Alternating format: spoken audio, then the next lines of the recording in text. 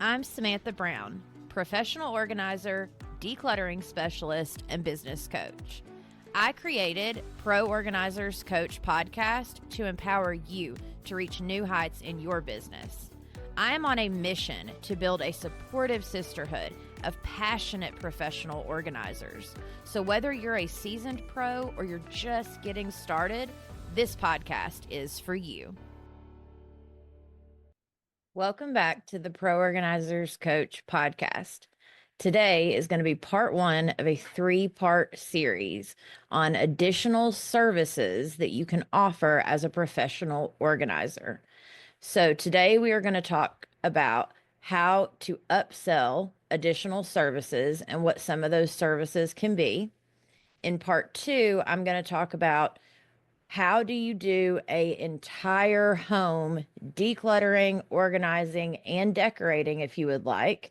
And then in part 3, I want to talk about how you can serve seniors with additional services to grow your business. So first, let's talk in today's episode about how to upsell or offer additional services as a professional organizer and what those might be. So here recently, I have been noticing that my clients are asking me for a lot more than what I originally offered. So I've been choosing to expand my services and what it is that I'm wanting to do. And I wanted to share some of that with you because in the beginning, I guess I never realized that I could offer these additional services or that I should offer them because I wanted to keep it simple. And that worked for a very long time. It's still technically working. But I also know that as a professional organizer, it can open so many doors and we can offer so many additional things to support our clients.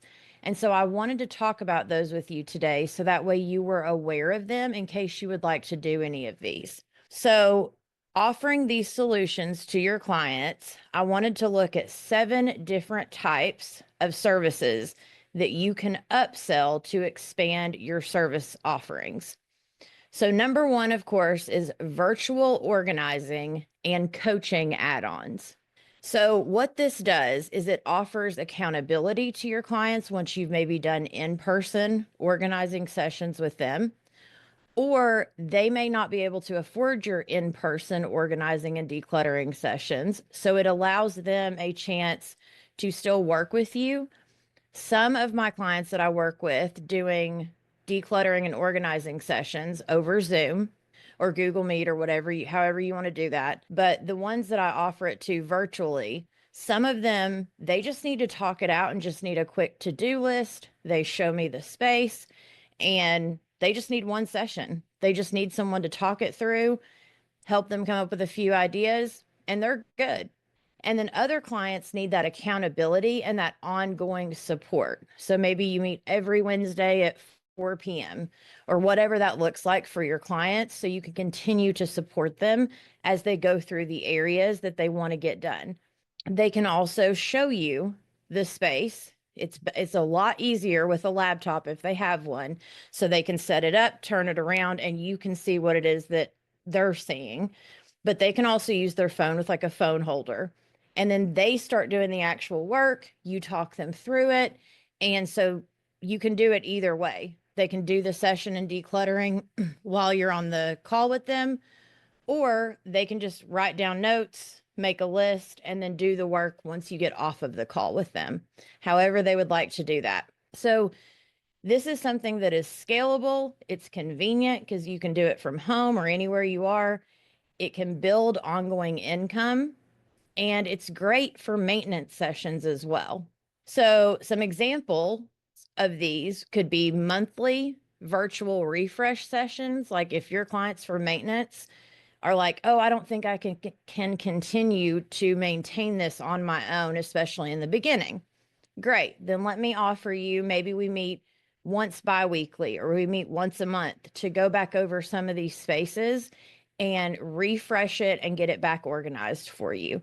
Every client is different. And so with each client, just offer them what it is that you feel like would benefit them the most. You can offer habit coaching, You can offer time management and productivity coaching if they need help figuring out their calendar, if they need help figuring out anything. Honestly, like a lot of times just talking something through really does help our clients and our brain, because a lot of us are type A. And even if you've not been doing this for a while, there are still a lot of things that your brain's going to come up with and ideas that theirs may not have thought of yet because they're living in it. Right. And so now that you are able to say, hey, let's talk this through, then you just talk it through with them and you help them. And I love virtual decluttering and organizing sessions, but I also love the coaching of it and understanding that it's more about you asking questions, getting them to open up and talk to you about what it is that they need, and then collaborating back and forth to help them figure out a solution. To me, that's what coaching is. So, number 2 of the 7 is home styling and space planning for the rooms that you're going to declutter and organize. So, beyond organizing, you can assist with furniture placement, storage, product recommendations like cabinets and different things, maybe some light decorating to make the spaces both functional and beautiful. So, what this would entail is the fact that you would handle the shopping and the light styling after a project of the decluttering and organizing. So, clients love this. This can create an additional like wow factor for them. It's going to raise the perceived value of what they're getting during a session with you and by working with you.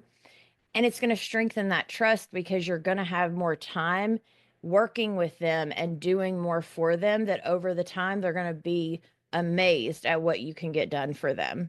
So I also wanted you to be aware that with this home styling and space planning, the decorating, right, it can also be time consuming. It may blur the organizer versus decorator roles. It requires a budget agreement and talking through the budget, just like we do with products when we're organizing for clients. But I wanted to let you know in part 2 of this series, I'm going to get into all of the specifics in the next episode. So make sure that you subscribe and that you come back for that episode because I am going very detailed into all of that. All right, number 3, maintenance, memberships, and follow-ups. So you need a way to offer to your clients a way to return regularly to refresh and maintain those systems. We all know that when life gets busy, or as Americans, we have all of this stuff coming in, but we don't have a system for it to go out, or we don't have a system to maintain once we organize for them. And it takes time to help them recreate those habits of not just throwing it on the counter once you've created a home for that product. So this is going to create reoccurring revenue. It's going to build the loyalty, but it's also going to help your clients to prevent backsliding, right? To the point where they feel like, oh gosh, it's right back to the way it was a year ago. If you offer those maintenance things and you mention those things from the very beginning of when you start talking to them about what it is that you do, whether it's on the phone call, the consultation, during the sessions, whenever, if you will make maintenance a normal thing, that it's not just for the people that can't maintain their home. That is not what this is. Maintenance is a way for us to come in and refresh the space and get it back in order for them.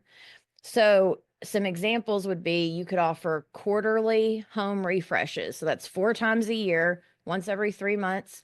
You come in, you do a refresh of the spaces you've already organized, and you get them back in order. You could do seasonal decluttering resets, like after all of the, stuff's come in from Christmas or birthdays or whatever that looks like.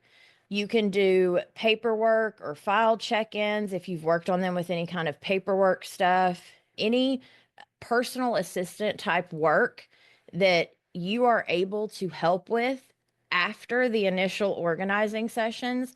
That falls under maintenance sessions and follow-ups. So just be aware, make sure that you're talking to your clients about maintenance sessions.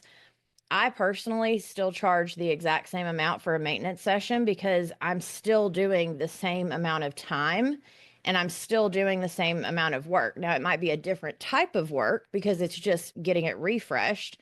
I know a lot of organizers that some of them will offer like a monthly maintenance membership kind of thing where you can get like, one session per month at a little bit of a discounted rate or however that you want to do that. Like there's so many ways that you can do your maintenance sessions. You could offer, maintenance sessions are $25 off any room that we've already done because you have to go in and help them understand that that room has to be decluttered and organized first before maintenance becomes a thing.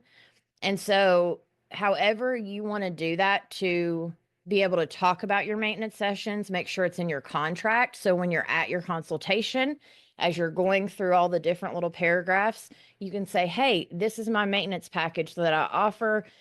Here's the cost and what it includes, and it's for any space after we organize it originally. So just help them understand that and set those expectations from the jump. All right, number 4 of the 7, paperwork and digital file management. This is definitely an add-on, an additional service that you could offer to potential clients or to clients you're already working with, whether it's organizing paper files, whether it's creating filing systems, scanning and archiving documents, setting up digital organization for emails, cloud storage, or photos. Any of that falls under paperwork and digital file management. It keeps them from being so overwhelmed by it. It gives you an additional service that you can offer if it's something you enjoy. I do not offer this service because I hate doing paperwork and I'm at the computer all the time myself anyways. And so could I do that? Absolutely. But do I offer it? No, because it's not something that I truly enjoy doing.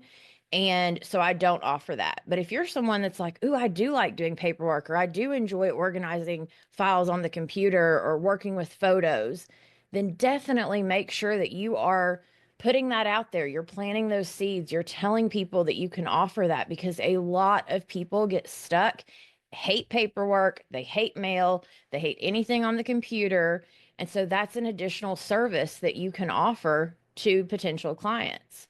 All right, number 5, event and holiday prep support.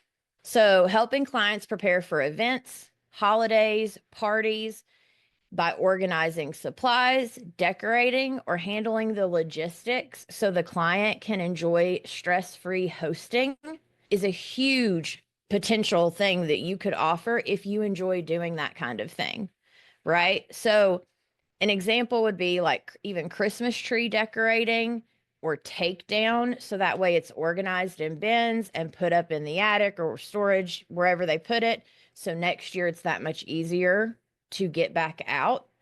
You could also offering present wrapping. I had a client that I was helping her declutter her house. She has the same lady that comes every year to wrap all of her presents. The client provides the wrapping paper, all of the supplies, and she just pays the lady for her time to come over and set and wrap all the presents beautifully and put them under the tree. I know a ton of clients that I've worked with that pay people to come decorate their Christmas trees and put their tree up for them because they don't want to do it or they don't have the time to do it, but they enjoy having it decorated beautifully. So if that's something that you normally enjoy, make sure you are telling people that that's something you can offer. That falls under being a problem solver or professional organizer. Same thing, right? All right, number 6, household management services. So overseeing anything that falls under household maintenance. So whether that's coordinating with contractors, grocery shopping, putting the groceries away in a pantry or refrigerator that you've already organized, or letting them know, hey, I can do the grocery shopping and put the supplies away for you, but I can also declutter and organize your fridge and your pantry and kitchen as well while we're at it. So it can be an add-on that's like, hey, if it, they can either start with the organizing of the kitchen and the pantry, then you can offer these additional services. Or they can start with the additional services, then you can offer, like, they go hand in hand. So make sure that you are allowing yourself to not get overwhelmed by additional services, but to understand anything that takes the weight off of our clients, that helps them in their daily life, falls under what we do as professional organizers. We are professional home organizers. We organize the home. So anything that falls under that, or business organizers, I know there's a lot of you that do a lot of other niches as well. But my point is don't make it so complicated and be like, oh, I'm offering these additional services. So if I'm doing this, I need to charge this for it. And if I'm doing that, I need to charge that for it. No matter what it is I'm doing, I charge the same price for my sessions, period. So they can use those sessions however they would like, whether we are decluttering, whether we're decorating, whether we are whatever it is. Now, the shopping fee is additional, and I have set my organizing fee up a little bit differently because I do have to shop for bins and baskets, and that takes additional time outside of the work that I'm doing in the home. But for my actual sessions, keep it simple. For your sessions or your packages, whatever it is, keep it simple. The price is the price. Here's what it includes. And you can add on any of these additional services. Like, we can do any of these things with the time that we have together.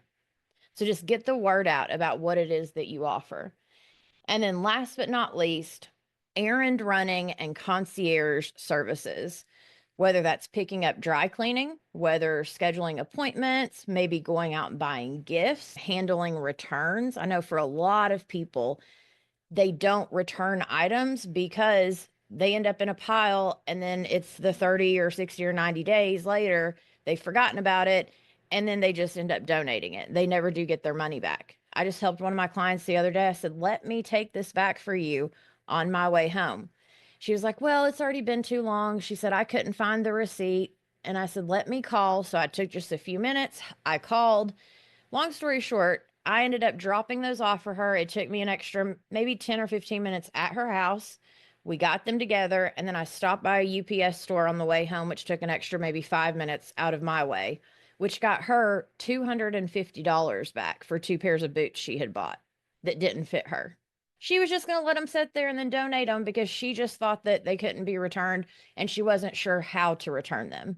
She was thrilled when I did that for her. So it's those little things that if you start listening to clients and paying attention to their pain points or things that they complain about or things they say they wish they could have taken off of their shoulders or that someone would do for them, that's when you can start offering some of those things like, hey, I do this service if you're ever interested. Like, you can just plant a seed, just casually mention it, or again, make sure it is in your contract so you can mention it as you're going through your contract during the consultation. So anything that helps our clients save time and money is what we want to do for them while we are helping them, but especially saving time. That is huge for our clients because a lot of them are busy, they're working, all the things. And so to save them that time and that headache, they're going to love you and become your biggest marketing machine. So upselling is not about selling harder. It really is not. It's about solving those problems for your clients that they already have. And the more trust you build, the easier it is to offer those additional services that truly serve them, like me sending those returns or taking those returns back for her and calling the company and getting a new email sent and all the things. You always want to listen to what they're telling you while you're doing a decluttering session or while you're organizing for them or while you're having any conversation with them. Anything that they tell you is a tip to something that you can offer them in the future. And so another idea that I wanted to present to you real quick is you can always have a VIP menu that you can share with clients so that they know what additional services that you offer. So I got this from one of the ladies that came in and did a workshop for us inside of the group coaching community. And we called it an additional services workshop, and she talked about how she doesn't call her girls professional organizers, she calls them personal assistants. And she has a whole team. The team goes in and spends like 4 hours, the same girl with the same clients, same day of the week, each week. But it's genius, especially when you're first starting your business, or if you're at the point that you're ready to hire on some girls that could go do some of this stuff for you. That's an option as well. So just be aware that your business can look however you want it to look. There is no right, there is no wrong. It's what works for you and what is it your clients are looking for? What are their pain points? What is it that you hear people asking for over and over again? Fill that gap, share with them, tell them how you can help them. All right. So if you want to learn exactly how to work with clients, create that wow factor, use life coaching, and so much more, then my newest course, How to Work with Clients as a Professional Organizer, is inside of the Pro Organizers Academy. And it will give you the roadmap that you need to know exactly how to work with clients and create that wow factor, how to use life coaching. There's so many things in there. So I'm going to walk you through how to work as a professional organizer step by step so that you have the confidence that you need to succeed in this industry. You will find all the links in the show notes, and you can go to proorganizersacademy.com to see all the steps that I have for you. Click on each step to see an additional video that will quickly show you what is inside of that course that I've created for you to take you through, get you the confidence, get your business off the ground, and get you working with clients in a way that feels good and that you know you are helping them and that your business is growing. Thank you so much for being a part of this. Make sure that you subscribe. And again, make sure to come back for next week's podcast because we are going to talk about how in the world do you do an entire house decluttering, organizing, and decorating, which is what I've been working on the past few months with one particular client, and I cannot wait to tell you about it. All right, I will see you there.